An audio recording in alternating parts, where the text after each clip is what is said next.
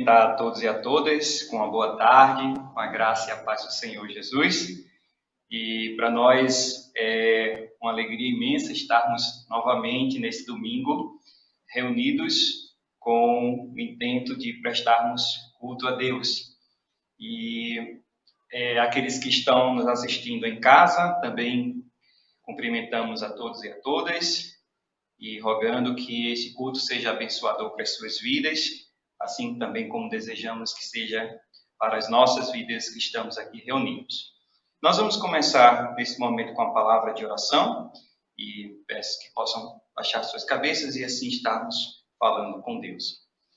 Senhor Deus, damos graças a Ti por este dia, damos graças a Ti por esta tarde, agradecemos por tudo que o Senhor tem feito por nós ao longo dessa semana, porque o Senhor tem nos dado forças, o Senhor tem nos fortalecido, mesmo em meio às fragilidades do corpo, a algumas enfermidades, aqueles que estão ainda se recuperando, mas sabemos que em tudo o Senhor tem cuidado de nós. Temos tido pão de cada dia, temos tido a força para o trabalho, temos tido também o abrigo, temos tido a companhia de pessoas que são importantes para as nossas vidas, que o Senhor tem nos dado, tem nos presenteado. E queremos pedir, Pai, que da mesma forma que o Senhor nos abençoa com as bênçãos cotidianas, muito mais o Senhor nos abençoe por meio da Tua palavra. Que o Senhor venha trazer ao nosso coração, nesta tarde, aquilo que o Senhor sabe que precisamos para a nossa edificação, para que possamos estar crescendo em direção à imagem do Teu Filho Jesus Cristo.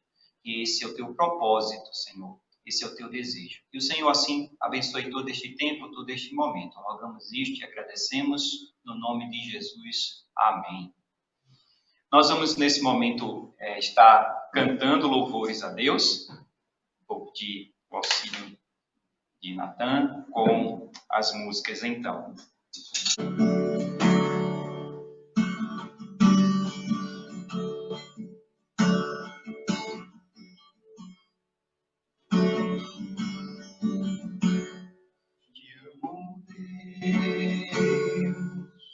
Tua graça nunca falha.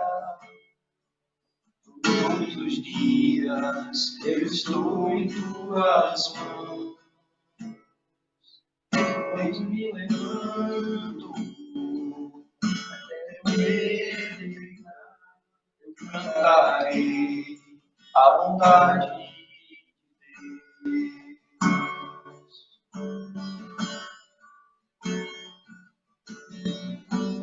És fiel em todo tempo. Em todo tempo Tu és santo. Com todo fôlego que tenho, eu cantarei da bondade de Deus.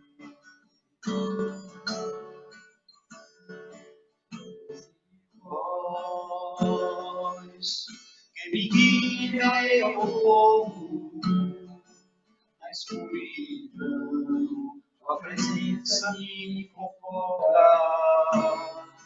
Sei que és Pai, que amigo és, na vontade de Deus.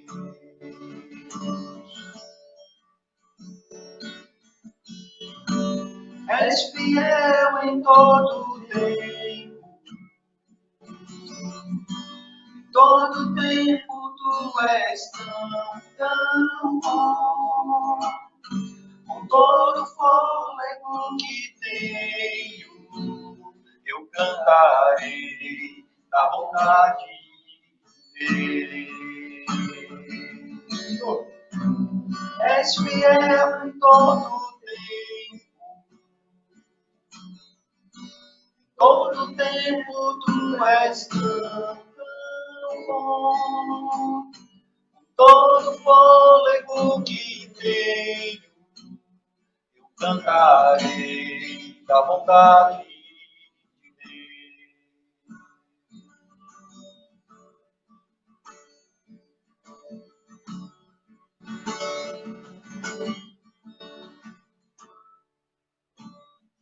Tua vontade me seguirá, Senhor.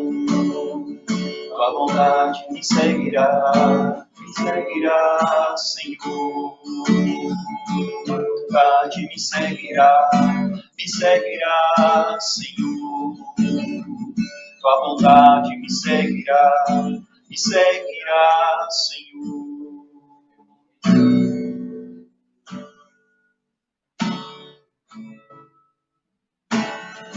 Eu me rendo a ti.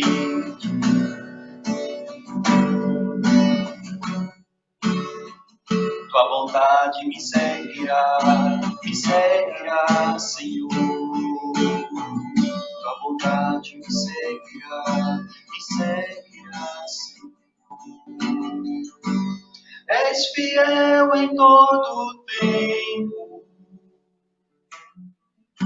Em todo tempo tu és tão bom.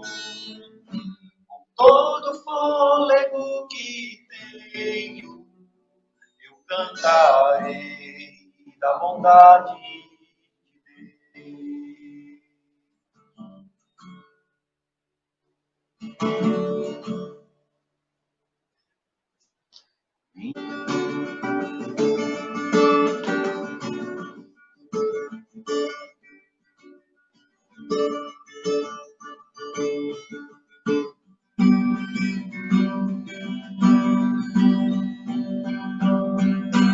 cada canto desse mundo, cada passo ecoar sua redenção. Sempre a bandeira que sobre nós, mas é Cristo, Senhor. O grande eu sou, com sua voz nos chama a existir. Caminhar, servir e amar a igreja, seu santo nome, até o fim, sempre glorificar.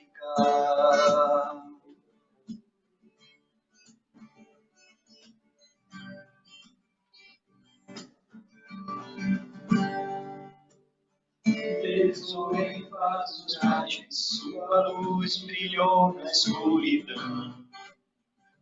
Corações, somos servos desse amor, mostrar o seu poder e a graça em nós. O grande eu sou, com sua voz nos chama a existir, com ele caminhar, servir e amar a igreja, seu santo nome, até o fim, sempre glorificar.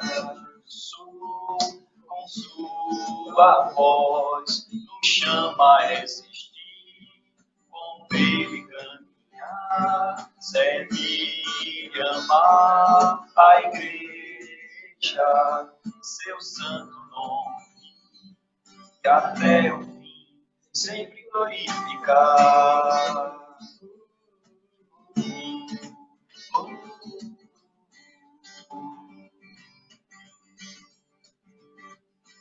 O grande eu sou, com sua voz nos chama a existir, com ele caminhar, servir e amar a igreja, seu santo nome, e até o fim sempre glorificar. Amém. Esse é o propósito de Deus. Ele nos chamou para existirmos, para com Ele caminharmos e para servirmos, não é? Servirmos o seu reino, servirmos na igreja e com a igreja o seu santo nome. Queria convidar vocês a estarem de pé, os que estão presentes, podemos ler a palavra de Deus no Salmo de número 122. Salmo 122. Salmo 122 diz assim a palavra de Deus: Alegrei-me com os que me disseram, vamos à casa do Senhor. Nossos pés já se encontram dentro de suas portas, ó Jerusalém. Jerusalém está construída como cidade firmemente estabelecida. Para lá sobem as tribos do Senhor, para dar graças ao Senhor, conforme o mandamento dado a Israel. Lá estão os tribunais de justiça, os tribunais da casa real de Davi. Orem pela paz de Jerusalém. Vivam em segurança aqueles que te amam. Haja paz dentro dos teus muros e segurança nas tuas cidades. Em favor dos meus irmãos e amigos direi, paz seja com você. Em favor da casa do Senhor, nosso Deus, buscarei o seu bem. Vamos ler juntos o versículo 1? Alegrei-me quando me disseram, vamos à casa do Senhor. Vamos ter mais uma palavra de oração. Neste momento, pedindo ao Senhor por aqueles que estão distantes, mas que precisam, né, dessa alegria em seus corações, precisam estar sendo animados, fortalecidos no Senhor. Nós aqui temos a oportunidade, temos a liberdade de virmos a este lugar, nos reunirmos para adorar a Deus. Mas existem lugares, existem países, inclusive, né, que as leis e as autoridades não permitem que a Igreja do Senhor se reúna, que preste cultos a Deus, que declare o nome de Cristo. E sempre devemos estar orando, né, para que essas mesmas pessoas vivam, primeiramente, a paz de Cristo, né, estejam debaixo dessa paz, mesmo em meio às proibições, às restrições, né? E, em segundo, para que também ali eles tenham essa mesma alegria quando se reunirem, mesmo com as dificuldades, mas quando se reunirem, estejam assim, prestando culto em adoração a Deus. Vamos orar nesse momento? Senhor Deus, damos graças a Ti, porque podemos Te servir, podemos Te adorar, podemos estar aqui, neste ajuntamento, em Teu nome, no nome do Senhor Jesus, o Teu Filho, para Te prestar este culto de adoração. Mas lembramos, Deus, de quantos irmãos nossos, de quantos irmãos e irmãs em Cristo Jesus, espalhados pelo mundo, estão sendo proibidos, estão sendo perseguidos pela fé que têm na pessoa do Teu Filho Jesus, pelo amor que declaram ao Teu nome. Senhor, pedimos a Tua misericórdia para que essas pessoas permaneçam firmes em Ti, para que elas permaneçam guardando assim os Teus mandamentos, permaneçam observando os ensinamentos dos apóstolos, possam ser animados e fortalecidos pelo Teu Espírito, mesmo quando não puderem estar em ajuntamento, mas o Senhor esteja guardando a fé de cada um deles, para que, quando o Senhor voltar, já não haja mais, ó Deus, essa proibição, já não haja mais quem nos impeça de estarmos glorificando o Teu nome. Cuida, Senhor, de cada um e de cada uma, Senhor, guardando suas vidas, se assim é o Teu propósito, Senhor, mas em tudo, Senhor, seja glorificado na Tua igreja. Pedimos isto e Te agradecemos no nome de Jesus. Amém. Podem sentar-se. Nós vamos mais uma vez cantar um outro cântico em adoração a Deus. Esse é um cântico bem simples, tá? Para nós aprendermos rapidinho. Tem como título Para o Louvor da Sua Glória.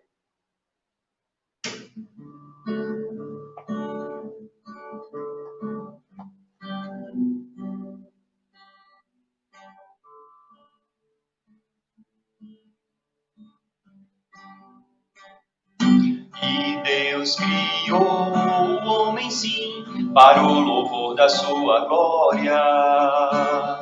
Mas esse homem preferiu não dar louvor à sua glória. Por isso Deus mandou Jesus para consertar a sua história. Vamos cantar e aprender o que Deus fez para sua glória. Jesus sofreu para nos salvar, para o louvor da sua glória. Jesus morreu para nos salvar, para o louvor da sua glória. Ressuscitou para nos salvar, para o louvor da sua glória. E vivo está para receber nosso louvor para sua glória. E Deus criou o homem sim, para o louvor da sua glória. Mas esse homem preferiu não dar louvor à sua glória. Por isso Deus mandou Jesus para consertar a sua história. Vamos cantar e aprender o que Deus fez para sua glória. Jesus sofreu para nos salvar, para o louvor da sua glória. Jesus morreu para nos salvar, para o louvor da sua glória. Ressuscitou para nos salvar, para o louvor da sua glória. E vivo está para receber nosso louvor para sua glória. Ressuscitou para nos salvar, para o louvor da sua glória. E vivo está para receber, e vivo está para receber, e vivo está para receber nosso louvor para sua glória.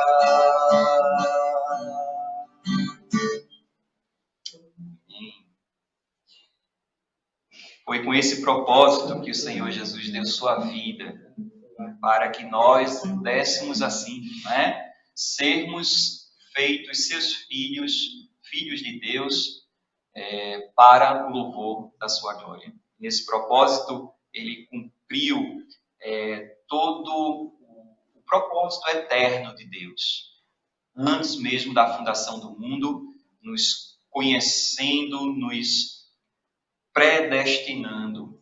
E agora, uma vez que ouvimos o Evangelho e cremos na pessoa do Senhor Jesus Cristo, nos chamando para que assim possamos viver para o louvor da sua glória. Nós vamos, nesse momento agora, termos aquele instante, né, que nós mais prezamos no culto, não que as demais coisas não tenham a sua importância, sim. Em tudo estamos glorificando a Deus. Mas a palavra, no momento em que estamos meditando na palavra, é quando também estamos ouvindo a voz de Deus falar diretamente aos nossos corações. E nós vamos, nesse momento, estar meditando, assim, na palavra do Senhor. Nós estivemos em cultos passados meditando sobre o tema Chamados para Servir. A série que nós estávamos, a primeira parte da série, né, Chamados para Servir, que é uma série sobre a igreja. E nós estamos dando continuidade, então, a esse estudo da palavra de Deus, pensando nesse tema relacionado à igreja do Senhor. E agora vamos iniciar uma nova série com o título Habilitados para Servir. Primeiro vimos Chamados para Servir e agora Habilitados para Servir. E como tema de hoje, vamos então estar meditando sobre compreendendo o processo. E para entendermos isso, nós vamos fazer o seguinte. Vamos abrir as nossas Bíblias, no livro de Efésios. Vamos estar meditando nos dois primeiros capítulos desse livro, Efésios, capítulo 1 e capítulo 2. Efésios capítulo 1 e capítulo 2, mas nós vamos ler da seguinte maneira. Nós vamos ler alternado aqui, não vamos seguir a ordem, à medida que nós estivermos aqui refletindo sobre o tema. Mas agora, para a primeira leitura, a gente então vai ler numa sequência, desde os primeiros versículos até o versículo do capítulo 1, certo? Até o versículo 22 do capítulo 2. Diz o seguinte: Paulo, apóstolo de Cristo Jesus, pela vontade de Deus, aos santos e fiéis em Cristo Jesus que estão em Éfeso. A vocês, graça e paz da parte de Deus, nosso Pai, e do Senhor Jesus Cristo. Bendito seja o Deus e Pai de nosso Senhor Jesus Cristo, que nos abençoou com toda sorte de bênçãos espirituais nas regiões celestiais em Cristo. Porque Deus nos escolheu nele antes da criação do mundo para sermos santos e irrepreensíveis em sua presença. Em amor, nos predestinou para sermos adotados como filhos por meio de Jesus Cristo, conforme o bom propósito da sua vontade, para louvor da sua graça, da sua gloriosa graça, a qual nos deu gratuitamente no amado.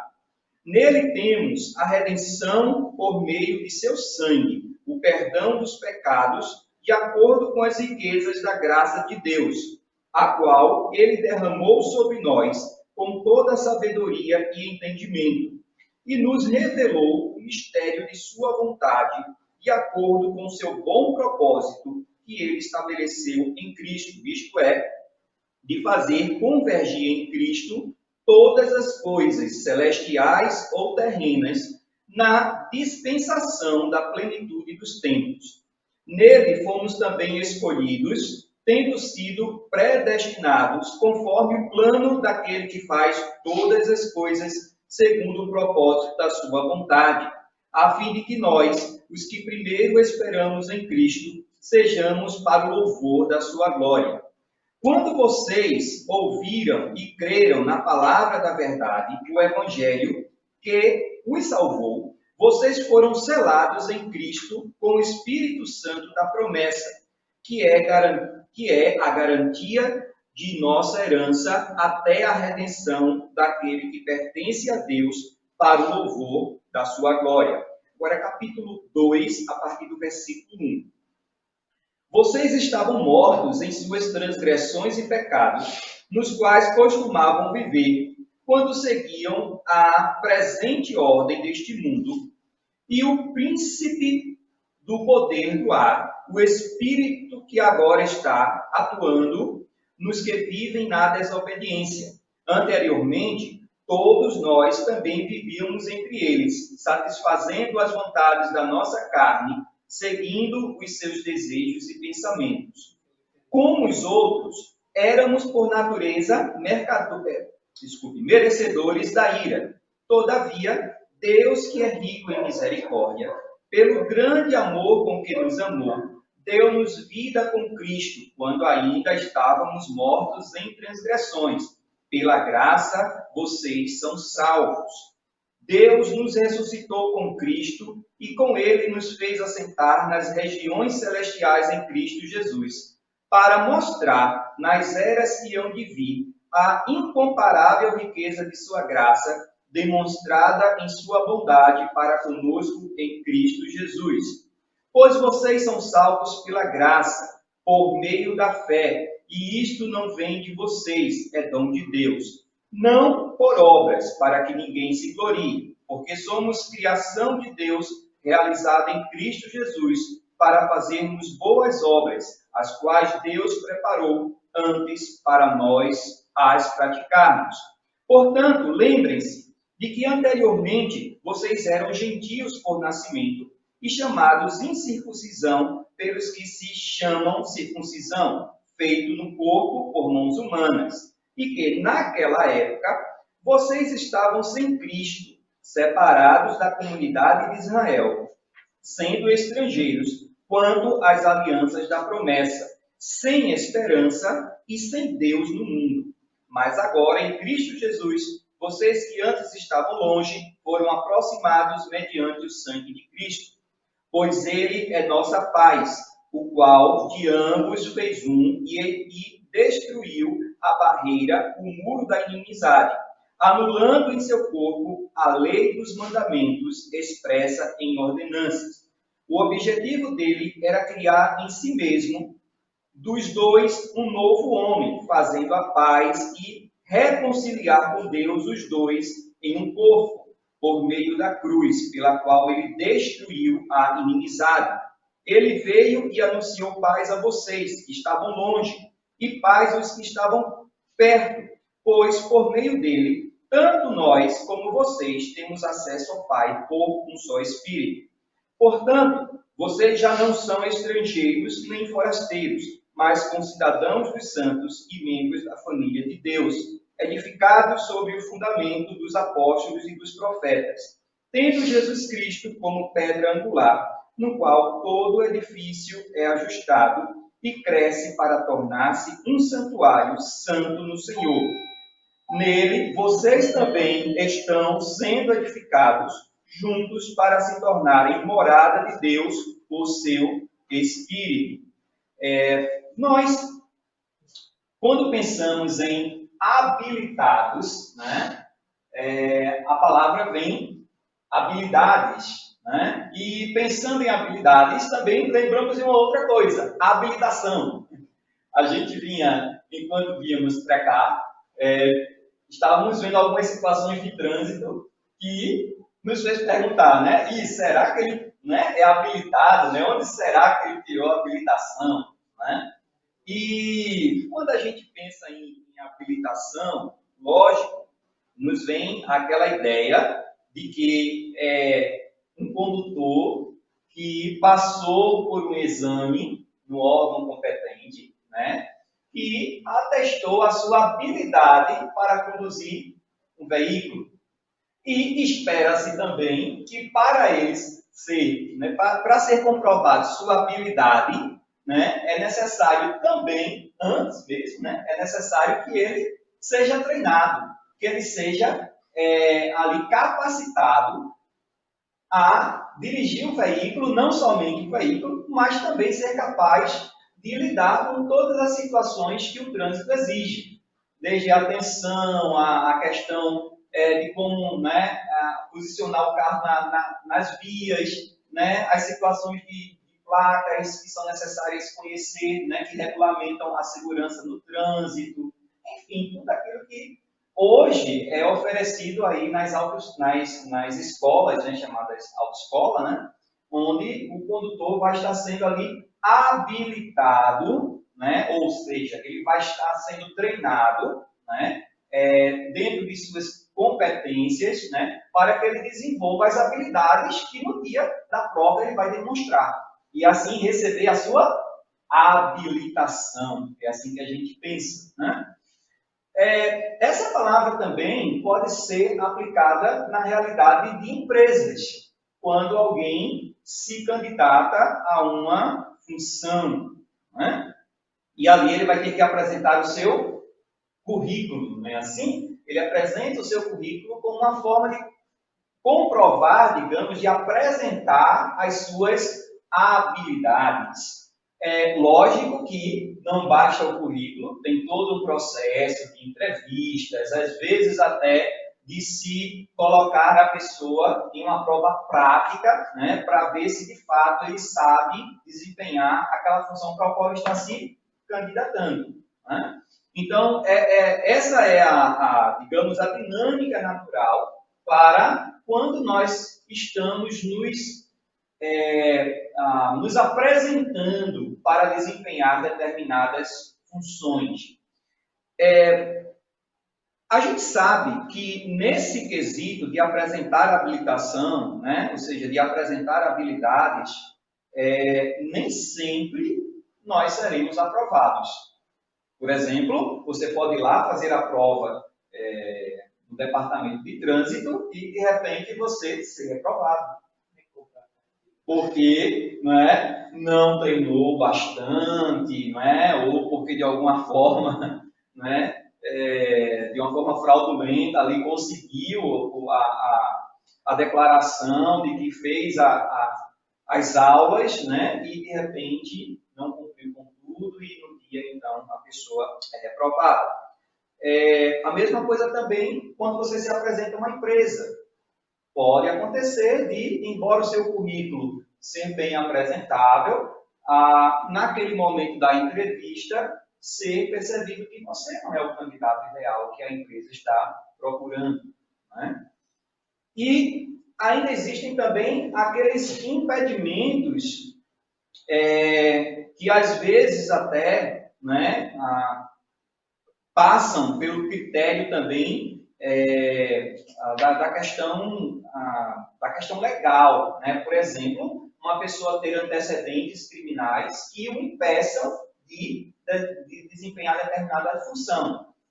Se não me falha a memória, existe aí toda uma questão em discussão com relação aos aplicativos de transporte, esses carros que hoje prestam serviço de transporte por aplicativos, onde na política dessas empresas diz que pessoas que têm antecedentes não podem estar trabalhando como motoristas dessas empresas. E em alguns casos já foi descoberto que, na verdade, pessoas que tinham antecedentes estavam lá conduzindo.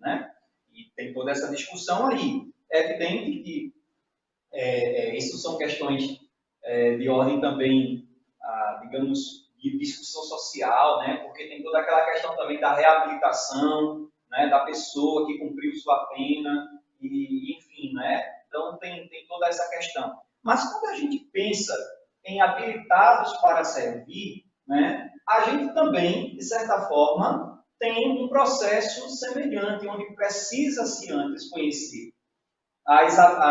Conhecer, digamos, o perfil desse que está sendo chamado para servir, e desse que vai receber a habilitação para aquele serviço, neste caso, pensando no reino de Deus.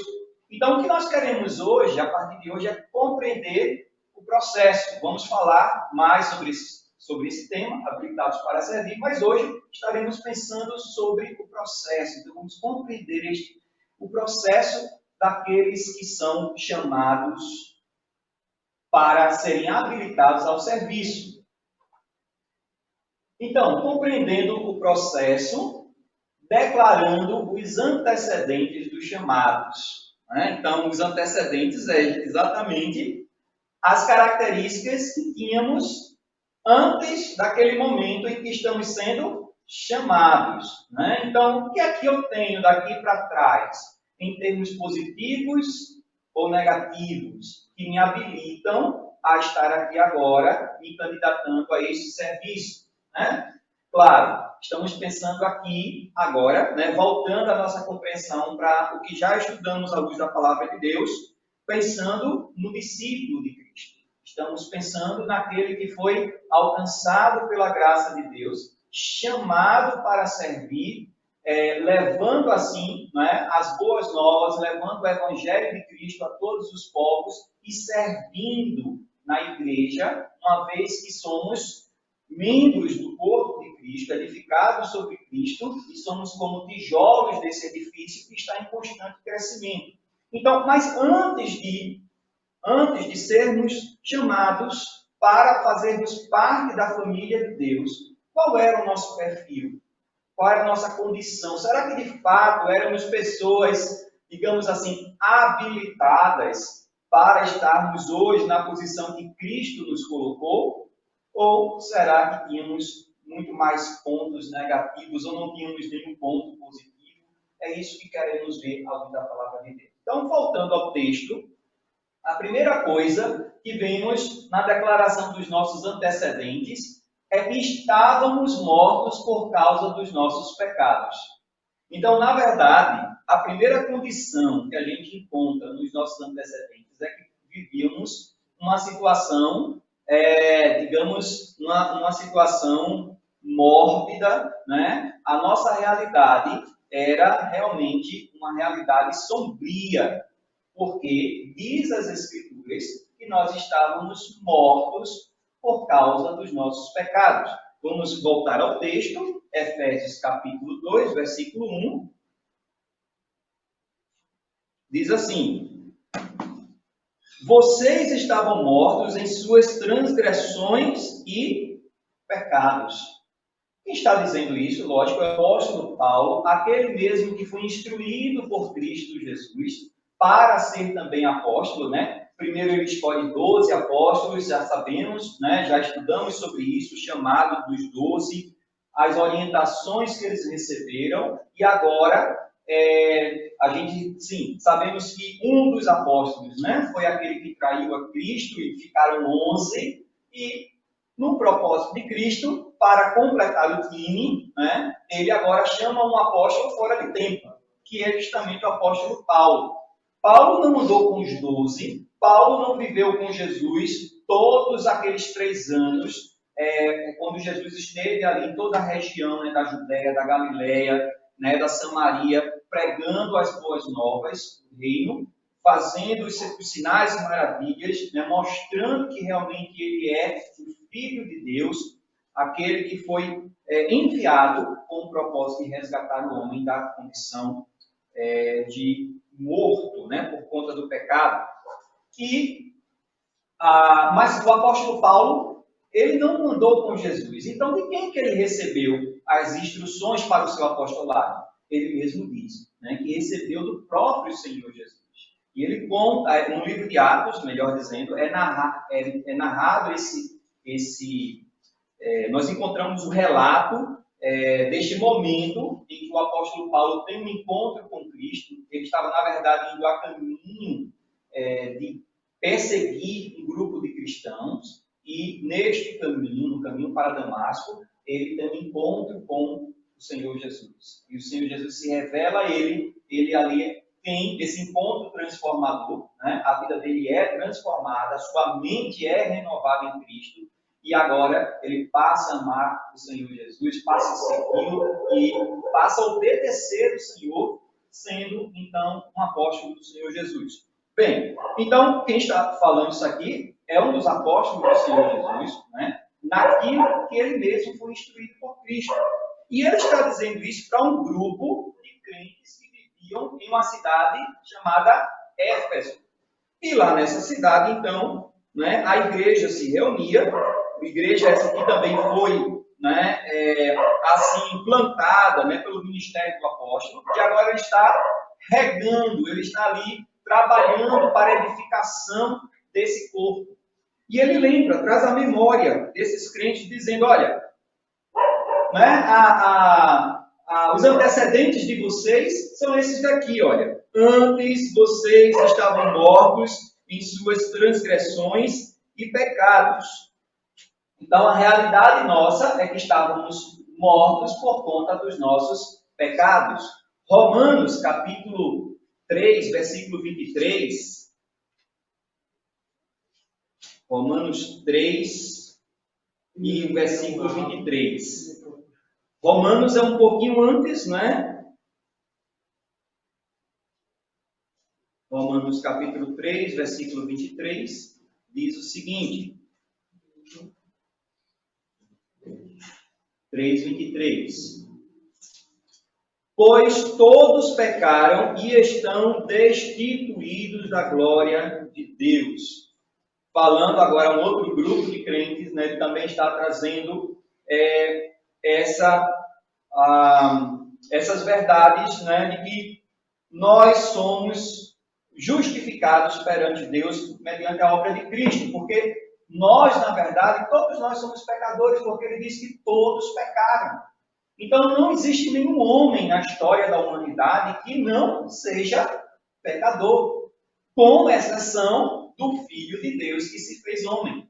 Ele é o único que nunca pecou e que em tudo obedeceu ao Pai, e por isso também, né, ele, de forma digna, se apresentou como substituto pelos nossos pecados. O sacrifício que substituiu a nós e que nós mesmos não poderíamos pagar. Mas, fora a pessoa de Cristo, nenhum outro homem é considerado justo diante de Deus, se não for por meio da obra de Cristo, porque todos pecaram. No capítulo 6, versículo 23 do mesmo livro de Romanos, o apóstolo Paulo vai dizer o seguinte, capítulo 6 e versículo 23. Ele vai dizer: pois o salário do pecado é a morte. Se somos pecadores, nós também temos uma remuneração, podemos dizer assim, né? Se hoje trabalhamos para satisfazer a nós mesmos os nossos próprios desejos enquanto pecadores, longe de Cristo, nós temos uma remuneração, nós temos uma retribuição. E qual é a retribuição? A morte. Ou seja, é o juízo, é a condenação que está sobre todo aquele que é pecador. A morte. E morte aqui é a separação de Deus. É não ter comunhão com Deus, é não ter intimidade com Deus. Claro, a morte física também é uma consequência do pecado. A gente também vai um dia, né, morrer, se assim Cristo não vier antes, mas a gente vai também experimentar a morte. E nesse processo da morte, se morrermos separados de Deus, sem comunhão com Deus, estaremos nessa condição eternamente. E não terá mais como reavermos isto perante Deus. Por isso, a necessidade de hoje crermos na obra que Cristo Jesus fez por nós na cruz do Calvário. Então, estávamos mortos. Essa é a primeira declaração do nosso antecedente. Outra verdade no texto é que estávamos acomodados ao pecado. Olha lá o que diz no capítulo 2, versículo 2, da primeira parte. Nos quais costumávamos viver quando seguiam a presente ordem deste mundo. Então, nós estávamos mortos em nossas transgressões e pecados. E nessa condição, né, nós costumávamos viver assim. Era uma rotina nossa viver em pecado. Era algo que é o cotidiano daquele que não conhece a Deus através da pessoa do Senhor Jesus Cristo. A sua rotina diária é viver contrariando a vontade de Deus. Não precisamos pensar naqueles pecados que, à luz da sociedade, é considerado, né, os mais escabrosos, né? Mas tudo aquilo que é contra a natureza de Deus. A mentira, a inveja, né? O desentendimento, né? No caso, as confusões de relacionamentos pessoais, né? A questão de sermos apegados às coisas desse mundo, né? Sem desejarmos as coisas celestiais. E claro, aí também vamos incluir também, né, a falta de controle dos nossos impulsos, sejam eles quais forem, né? Sejam os impulsos de ordem sexual, sejam os impulsos de ordem das necessidades, digamos assim, das necessidades fisiológicas, né? Aí a glutonaria, né? O comer compulsivamente, né? Não ter controle sobre o seu próprio corpo, né? Até mesmo a questão de não ter controle sobre a língua. Tiago fala isso, né? Que é um dos grandes maus, dos grandes males, né? Da realidade do homem enquanto pecador, né? Que a língua, apesar de ser esse pequeno órgão, a gente não consegue controlá-lo se não for a presença de Cristo em nós. E com a língua, né, é como uma pequena labareda que põe fogo em toda uma floresta, ou aquele pequeno leme que é capaz de guiar um navio inteiro. Ou seja, isso, exatamente, né? E Tiago vai dizer, a língua é fogo, né? Na expressão, tanto a gente pode usar no sentido, né, regional, né? Rapaz, isso é fogo mesmo, né?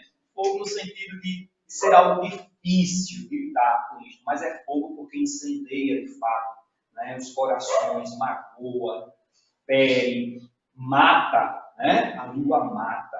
E aí, as questões, como falamos, né, da falta de controle sobre os impulsos também sexuais, aí vem a prostituição, vem tudo aquilo que é tido por Deus como impuro, num propósito de Ele ter nos criado, né, homem e mulher. Então, quando a gente foge desses propósitos, nós estamos assim pecando contra Deus. E essa também é uma das nossas verdades. Nós estamos acomodados aos pecados. É aquela coisa de, né, que tá bom do jeito que está, né? É assim que eu sou, né? Eu não vejo nenhum propósito de mudar, né? Não tem jeito para mim. Muita gente diz assim, né? Não tem jeito não para mim não. Né? Já vivi tanto tempo da minha vida e não mudei, porque eu vou mudar agora. Muda sim.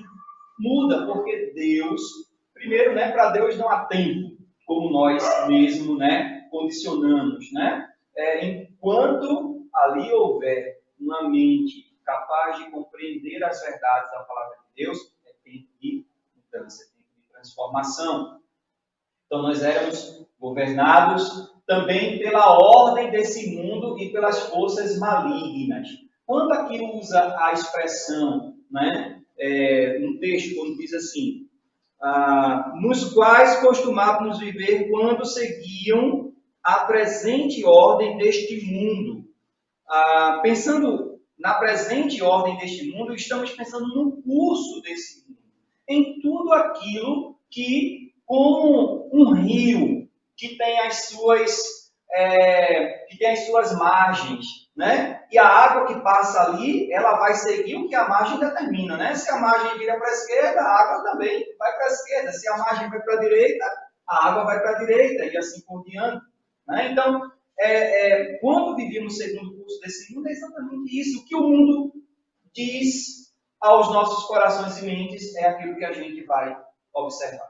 Por exemplo, se o mundo diz, né, que eu sou cafona e feio por não usar determinados tipos de roupa, né, então, para não desagradar o mundo, eu vou usar a roupa que o mundo diz que é a moda.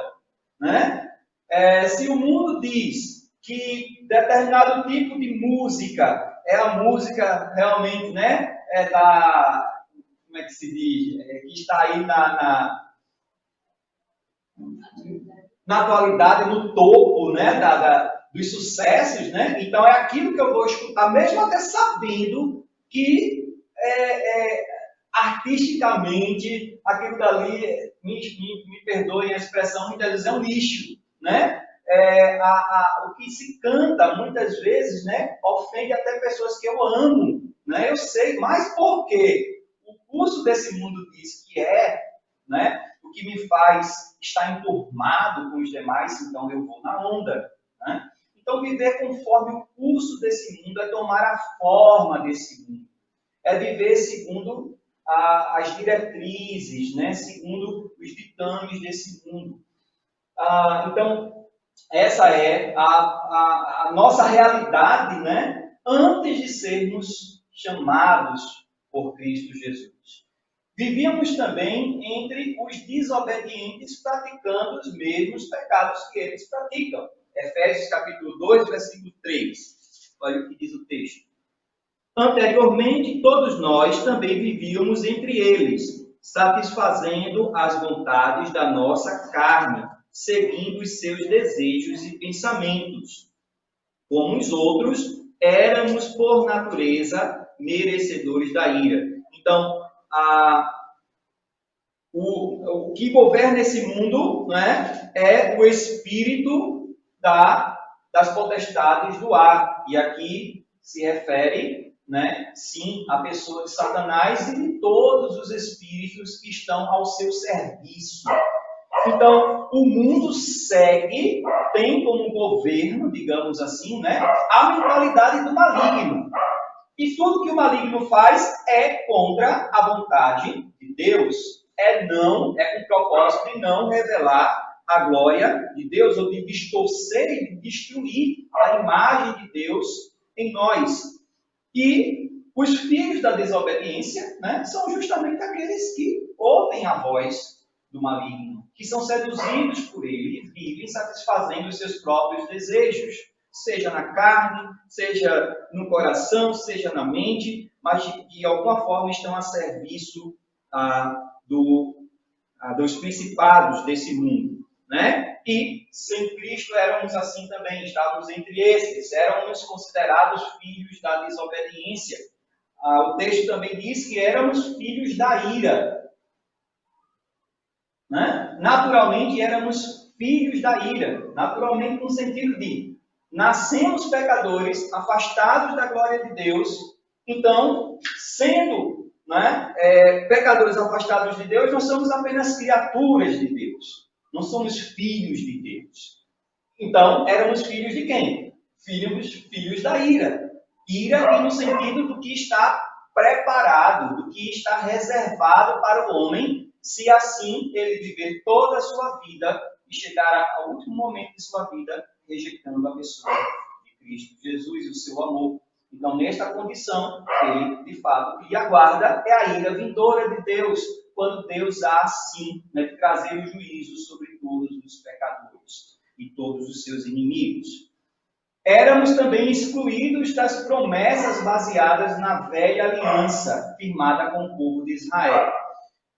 Rapidamente falando sobre isso está lá a partir do versículo 11 do capítulo 2, né, que já lemos, né, quando diz: portanto, lembrem-se de que anteriormente vocês eram gentios por nascimento e chamados incircunciso, pelos que se chamam circuncisão, feito no corpo por mãos humanas, e que naquela época vocês estavam sem Cristo, separados da comunidade de Israel, sendo estrangeiros quanto às alianças da promessa. Existia, sim, né, um propósito de Deus e uma aliança de Deus com o povo de Israel, quando ele formou esse povo. Já falamos sobre isso nas mensagens anteriores, né? O povo de Israel deveria ser aquele que deveria transmitir a glória de Deus para todas as nações. Mas nem sempre eles fizeram assim. Em muitos momentos da história desse povo, eles se corromperam, se misturaram com as outras nações pagãs, se voltaram para os deuses estranhos, né? Praticaram imoralidades perante Deus, né? E tudo isso fez com que, por muitas situações, Deus corrigisse o seu povo de forma muito dura, né? Deus levou eles para cativeiros, né? Deus retardou suas bênçãos sobre eles, né? E assim Deus foi corrigindo o seu povo também por meio dos profetas, né? Que constantemente estavam clamando para que o povo se arrependesse. Essa sempre foi a mensagem, né? Arrependei-vos. Mas eles tinham promessas também de Deus. E de fato muitas promessas foram cumpridas para com esse povo. Eles receberam a terra que Deus havia prometido que lhes daria, né? A terra que Deus prometeu a Abraão, né? Deles veio o Salvador do mundo, o Messias. Foram as promessas também feitas no meio do povo de Israel, viria o Salvador do mundo, né?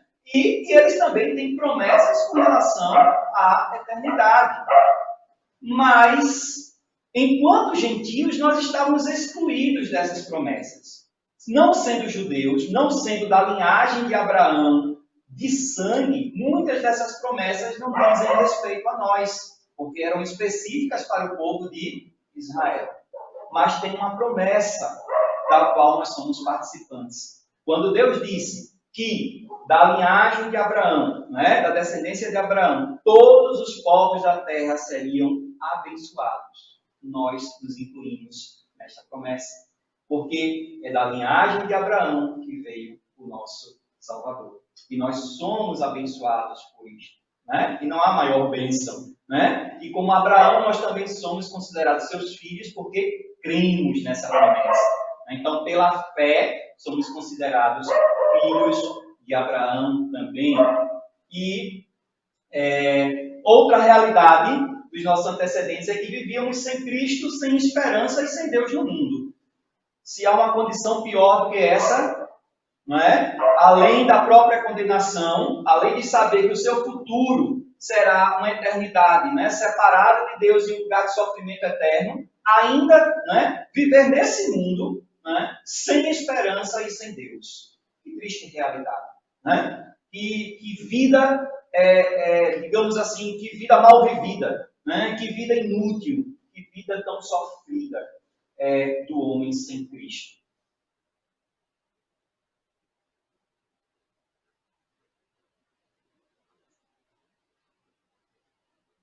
Mas, como todo currículo, né, precisa ter as coisas boas, né? E onde é que estão as coisas boas? Bom, o nosso currículo, na verdade,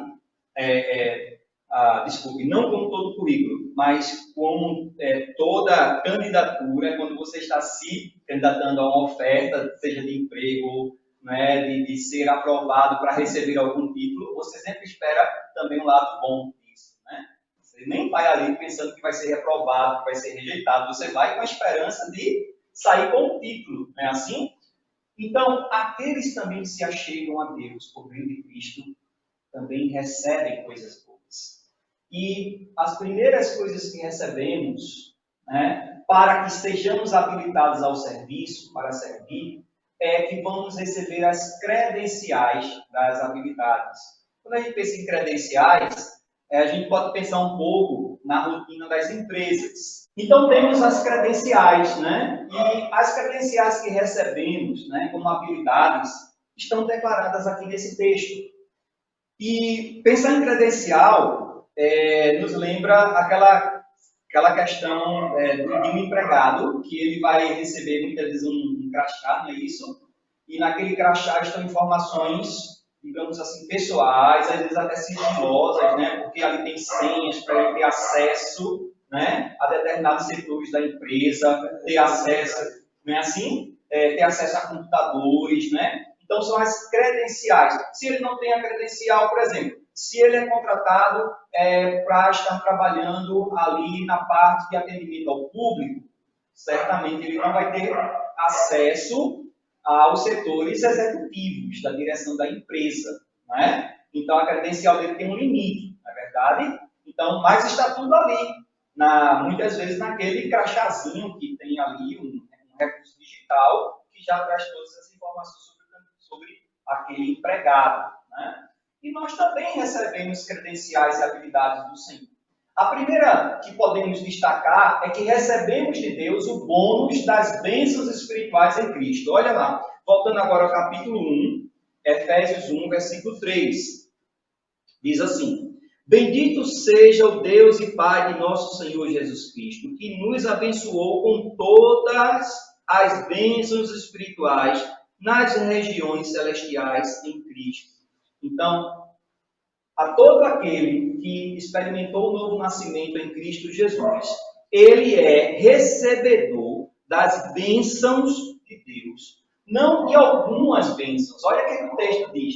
De todas as bênçãos espirituais nas regiões celestiais em Cristo. Né? Então, de todas as bênçãos espirituais, é tudo aquilo que Deus pode distribuir para nós, para que nós possamos viver uma vida plena de comunhão com Ele e também sendo participantes de tudo aquilo que na eternidade com Ele nós vamos desfrutar.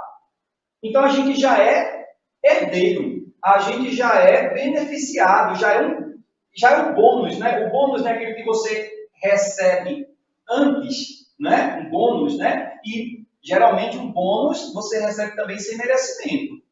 Não é porque você fez hora extra, não é? É um bônus, a empresa quer dar, é uma participação dos lucros, né? Alguma coisa assim, que ela não tem a obrigação de dar, mas ela distribui, né? E nós recebemos esse bônus de Deus, né? Nós já somos herdeiros de todas as bênçãos espirituais em Cristo Jesus. Em Cristo, porque nós não estaríamos desfrutando dessas bênçãos se não fosse Cristo.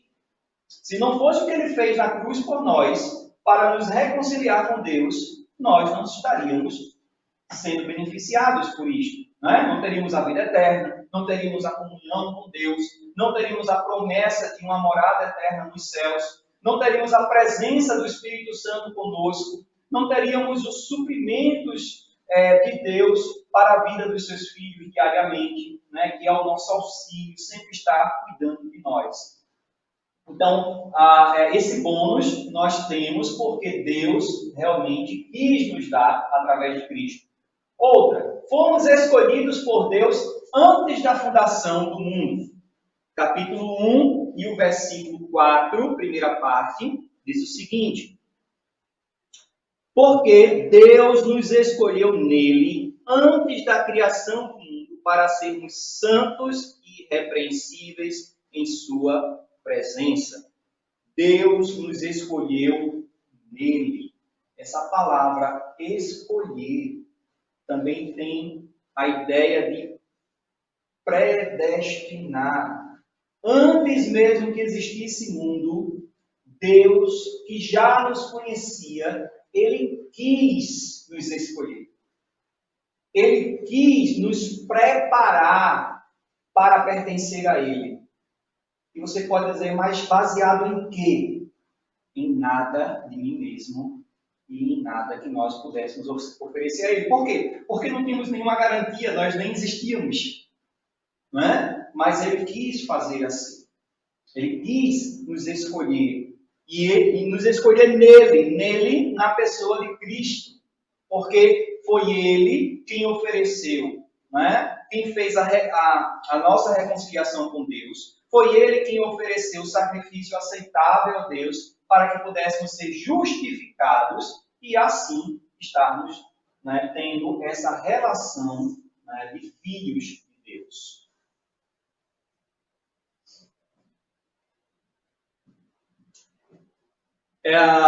Outra verdade, né, que está implícita, que está ligado, né, a esta frase, né, que fomos escolhidos por Deus antes da fundação do mundo, é que, como já falamos, essa escolha não foi baseada em nenhuma habilidade nossa anterior.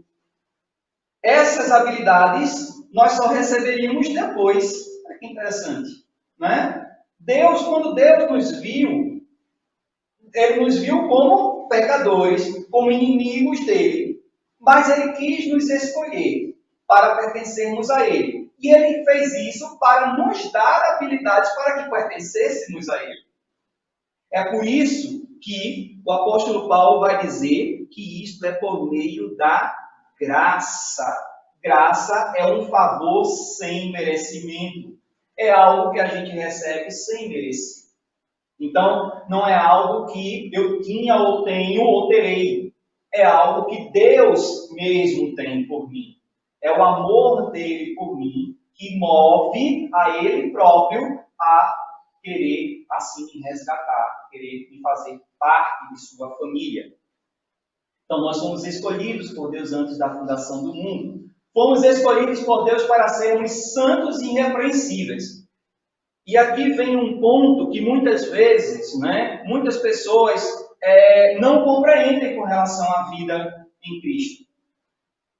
Quando se fala da palavra santos, infelizmente, essa palavra ela foi, de certa forma, ela foi prejudicada na interpretação da palavra de Deus, porque a história do cristianismo, né, por meio também de alguns segmentos, né, principalmente dentro da compreensão, por exemplo, da Igreja Católica Romana, o termo santo, por muito tempo, foi usado para se referir a pessoas que tiveram, de alguma forma, uma graça especial de Deus para viverem vidas separadas, né, do pecado, uma vida de devoção, uma vida de piedade, não é? E, com isso, exclui todos os demais que tenham fé em Cristo. E, na verdade, a palavra diz que nós somos santos porque, primeiro, né, em Cristo nós somos feitos novas criaturas. Segundo, porque se somos filhos de Deus, o que é que o filho tem com o pai?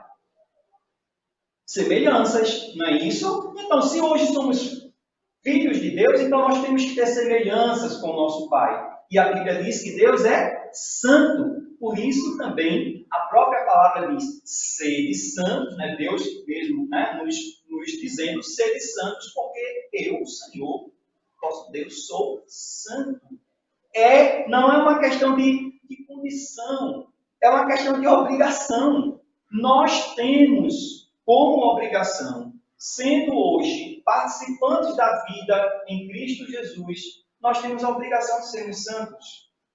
E santidade aqui não está diretamente ligada a essa ideia de ser uma pessoa, digamos assim, sobrenatural, de ser uma pessoa fora da realidade do mundo. Não. Jesus andou entre pecadores, comeu com pecadores, instruiu os seus discípulos também a entrarem na casa de pecadores, para ali anunciarem as boas novas. Então, nós precisamos estar no mundo. O que nós não podemos é sermos mais governados pelo mundo. Mas vamos continuar nesse mundo. Vamos continuar vivendo a vida para glorificar a Deus. Como? Resistindo ao diabo, como diz a palavra de Deus, fugindo do pecado, vivendo uma vida de adoração diária a Deus, E para isso nós já sabemos como podemos fazer isso, por meio das orações, por meio da leitura das Escrituras, por meio dos cânticos espirituais, pela comunhão com outras pessoas que também guardam sua fé em Cristo. Então, quando estamos vivendo essa vida em comum, nós estamos vivendo em santidade, porque a palavra santo significa separados. A palavra, na sua origem, que é da palavra grega, ela significa separados. E nós somos separados. Porque se nascemos em Cristo, já não pertencemos mais a esse mundo. Nós morremos para esse mundo. Por quê? Porque Cristo também morreu e foi sepultado. E nós também fomos sepultados com Ele. Mas assim como Ele ressuscitou, nós também ressuscitamos para uma nova vida. Então, essa nova vida é uma vida de santidade. Então, todo aquele que crer em Cristo, que vive uma vida de adoração, uma vida de reverência a Deus, é santo perante Deus. E é a nossa responsabilidade sermos irrepreensíveis. E a palavra aqui, irrepreensível, gente, não significa que você nunca vai errar. Não significa que você nunca vai pecar. Porque até mesmo nós vamos encontrar também na palavra de Deus orientações e textos que dizem que não é porque hoje pertencemos a Cristo que nós não vamos mais cometer pecados. Nós não podemos dizer que não pecamos, porque vamos estar mentindo. Mentindo para Deus e mentindo para nós mesmos. Mas nós não vivemos em pecado. Nós não vivemos mais. Lembra qual era a nossa condição antes? Ali nas nossas prerrogativas, Era que nós vivíamos entre os desobedientes e a nossa rotina era desobedecer a Deus. Então a nossa rotina hoje não é mais viver desobedecendo a Deus. Pelo contrário, a nossa rotina é buscar viver para agradar a Deus. Porém, ainda neste mundo, ainda neste corpo, que tem suas fragilidades, nós podemos sim cometer pecados.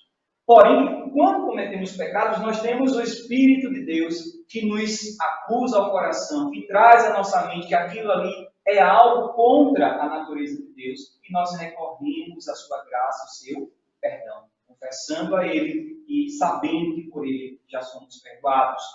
Então, ser irrepreensível não significa que não vai mais pecar. Mas ser irrepreensível é quando pecamos, nós não permanecemos no pecado. Nós não teremos prazer em continuar naquela prática. Quando nosso coração acusa, quando o Espírito de Deus a nós nos confronta com o erro, a gente ali cai arrependidos aos pés do Senhor e busca a sua restauração.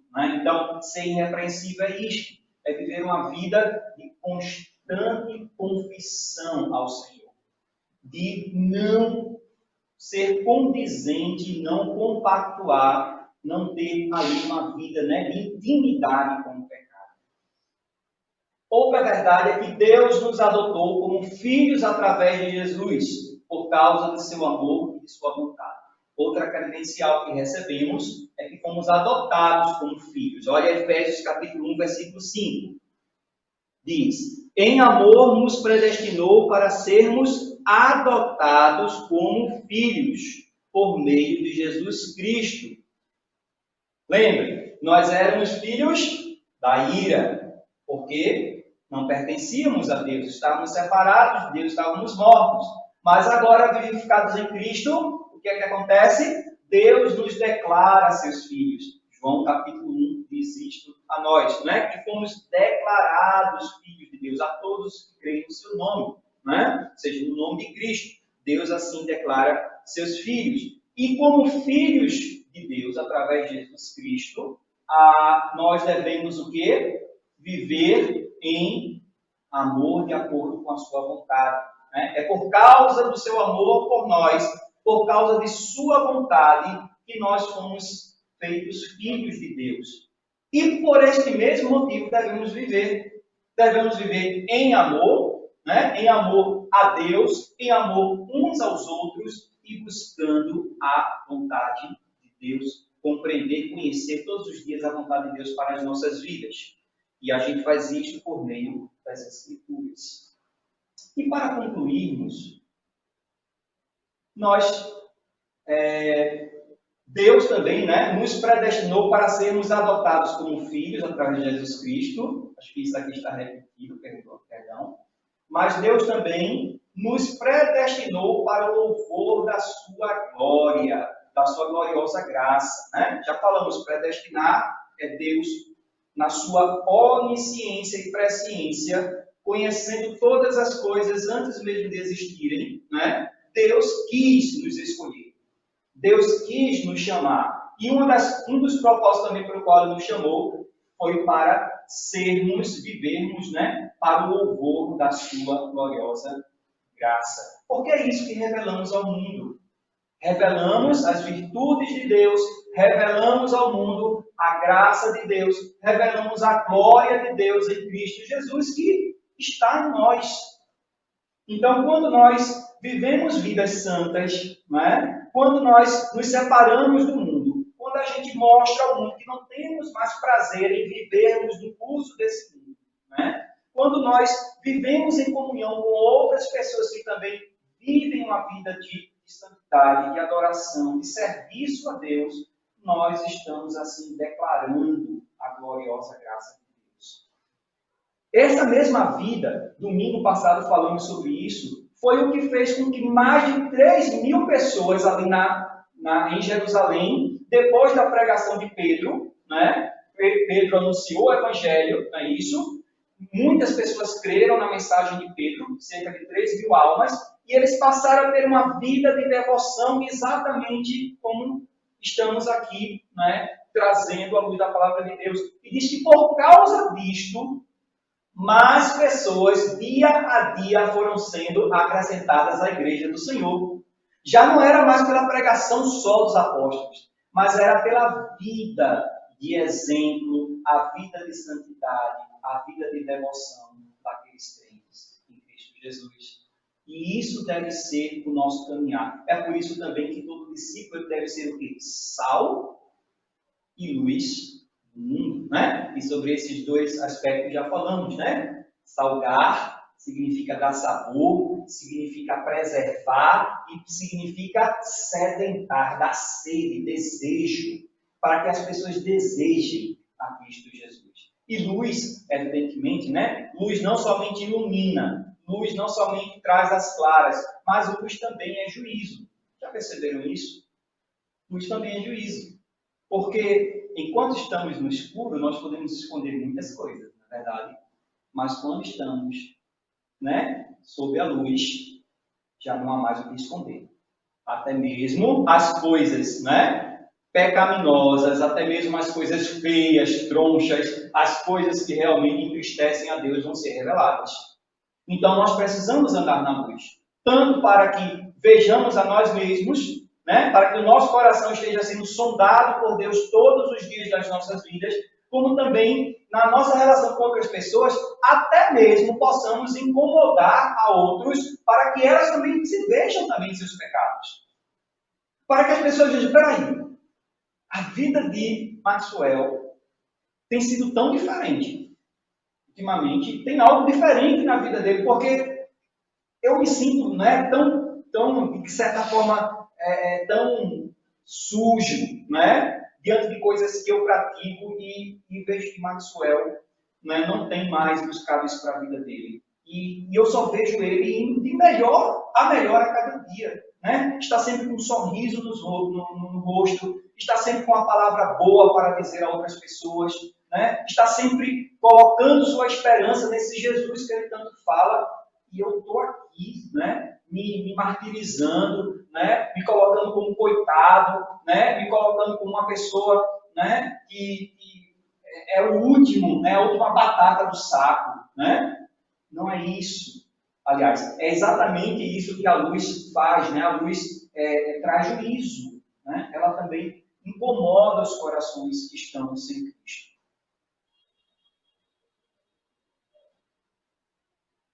E recebemos as...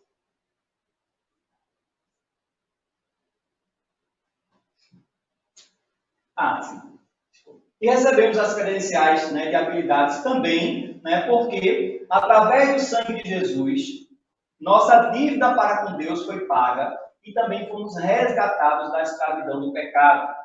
Efésios 1, 17, diz lá, Efésios 1, versículo 7. Nele temos a redenção por meio do seu sangue, o perdão dos pecados, de acordo com a riqueza da graça de Deus. Em Cristo Jesus, né? Temos a nossa dívida paga. Nós já não temos mais dívida para com Deus, porque o sangue de Cristo foi suficiente para pagar essa dívida. E o sangue não somente paga a nossa dívida, mas esse sangue também nos resgata da escravidão do pecado. Antes éramos escravos do nosso eu, das nossas vontades, dos nossos desejos. Agora vivemos uma vida de liberdade. Nós temos a escolha de não pecar, porque Cristo nos deu este poder, esta condição de não vivermos em pecado.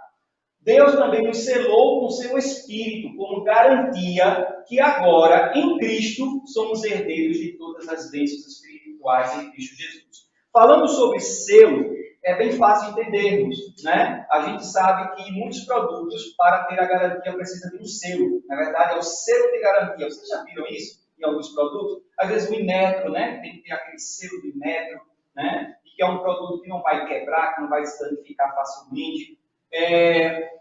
Também, antigamente, o selo era usado nas cartas, né? Para garantir que aquela carta veio do destino de onde se diz ter vindo, né? E garantia que aquela carta chegasse ao remetente, ao destinatário, do remetente ao destinatário. O Espírito Santo, ele é o selo em nós. Ele é a garantia, primeiro, de que pertencemos a Deus, somos de Cristo, porque Ele nos comprou com seu sangue. E a garantia é de que o Espírito dele habita em nós. Ele mesmo disse que quando eu for para o Pai, vos enviarei outro Consolador. Estava falando do Espírito Santo, que veio primeiramente sobre os discípulos e todos que estavam naquele lugar nos dias de Pentecostes. Falamos sobre isso domingo, não é? O dia da descida do Espírito Santo. E hoje ele habita cada um de nós que cremos em Cristo Jesus. Nós somos habitados por Deus na pessoa do seu Espírito. E ele é selo, ele é garantia, né, de que pertencemos a Deus. Ele também é a garantia de que aquelas bênçãos espirituais que já temos em Cristo, um dia também estaremos desfrutando dos céus, na presença de Cristo, né? E ele também é aquele que nos garante o poder. É aquele que é o dínamos, o poder para que sejamos testemunhas de Cristo Jesus a todos os homens. É Ele que nos capacita todos os dias a vivermos vidas agradáveis a Deus. É Ele quem nos acusa do pecado quando fazemos algo que entristece a Deus. E é Ele também que nos renova a alegria quando sabemos que diante de Deus, quando confessamos os nossos pecados, já não há mais nada pelo qual sejamos condenados, porque Cristo já tomou sobre si as nossas dores.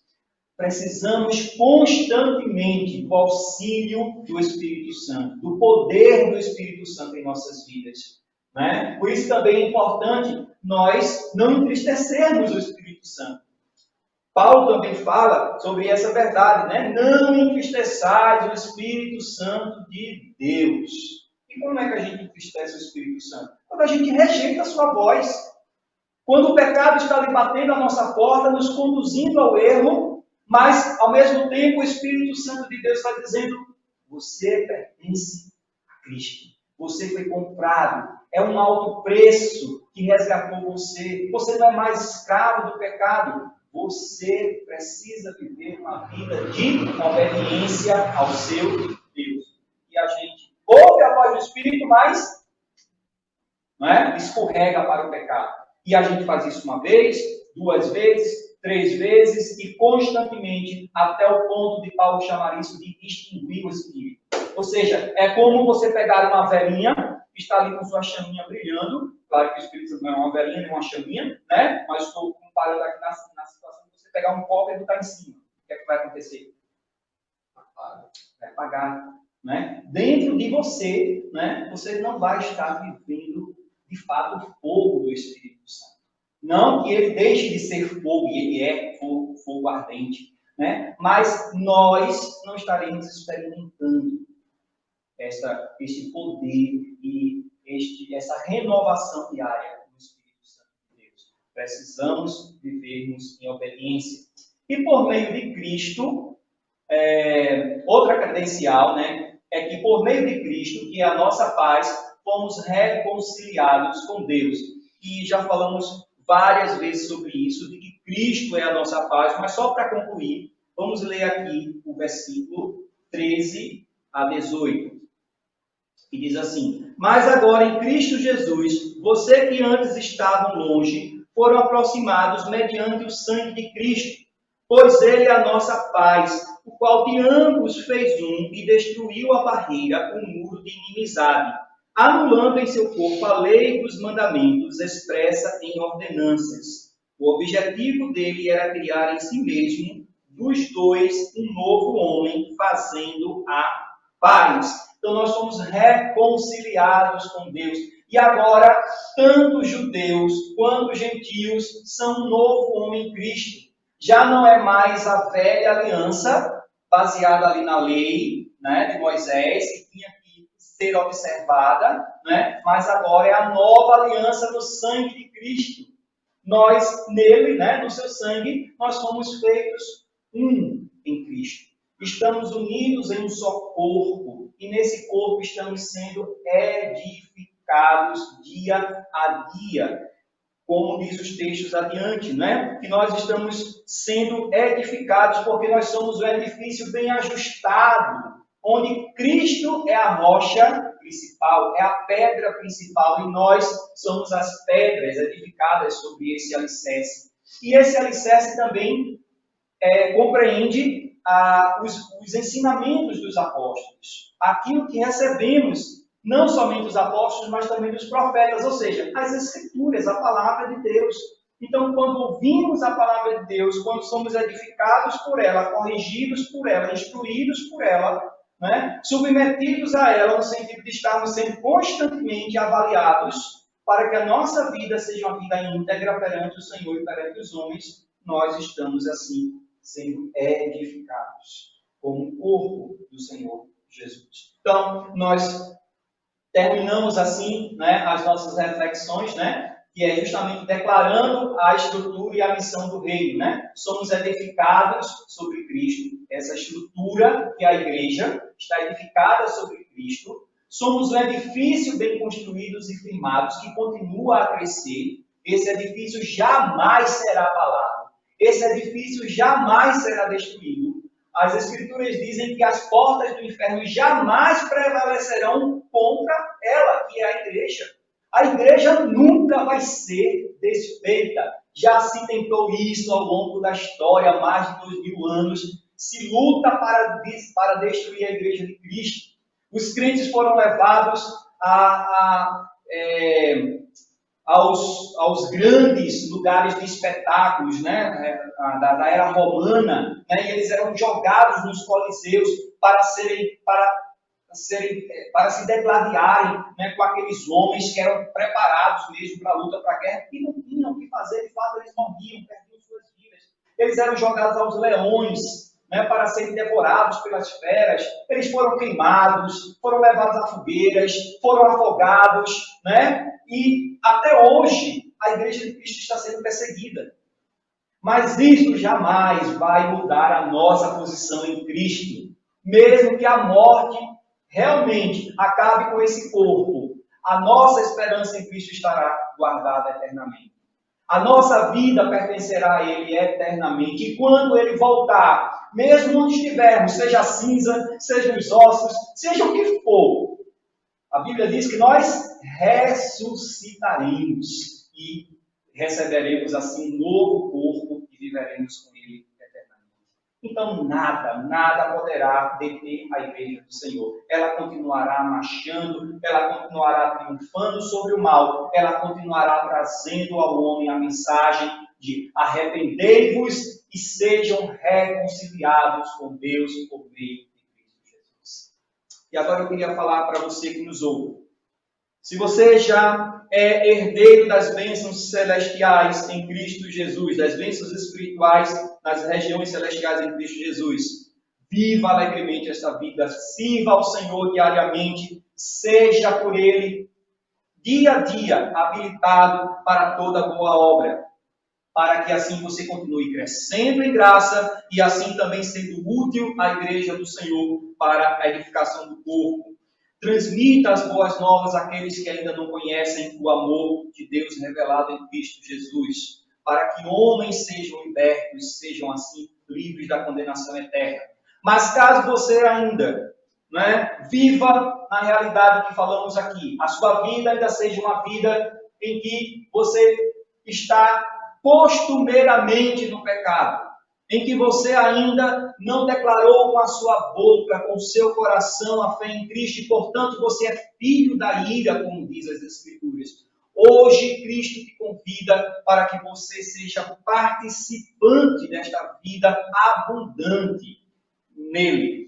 É através do sangue que Ele derramou por você que você será assim remido, que você será purificado, que você será declarado filho de Deus. Creia em Cristo Jesus, entregue o seu coração a Ele, para que você seja participante de todas essas bênçãos, de todas as maravilhas reveladas na pessoa de Cristo. E assim você viva para o louvor da sua glória. E certamente assim, isso estará sendo confirmado no seu coração, pela graça de Deus, por aquilo que recebemos gratuitamente, de que você é um chamado, de que você é um predestinado, é alguém que Deus conheceu antes da fundação do mundo, que você viva prazerosamente para a glória de Deus. Que Deus muito te abençoe, que Deus nos abençoe, nos dê assim uma semana rica da presença do Senhor. Amém.